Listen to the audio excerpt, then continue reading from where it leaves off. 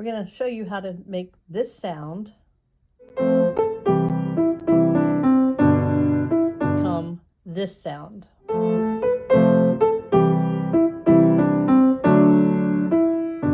of the concepts that Adam talked about was the fifth of the fifth. In the key of C, we have a 1 chord is the C, 4 chord is the F, and the 5 chord is the G. Those are all major chords. Major chord C, F major, and G major. Some of the other triads that you're going to see when you're in the key of C are the 2, which is a D minor, the 3, which is an E minor, and the 6, which is an A minor. But every now and then there's another chord that just fits in there really well, and it's not one of the triads that you would normally find in the key of C. So it's described as the fifth of the fifth. So the 5th chord in the key of C is a G.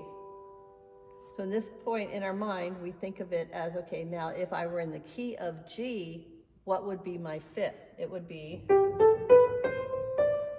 a D major chord, okay?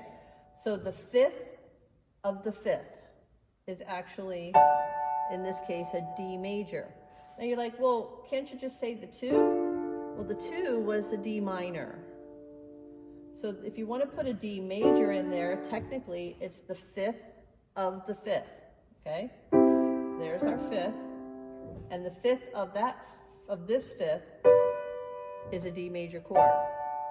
Now, in the middle of playing a song, that's a lot to think about. So you can think of it as a 2 that's major instead of minor, just as far as trying to find the chord quickly in the song.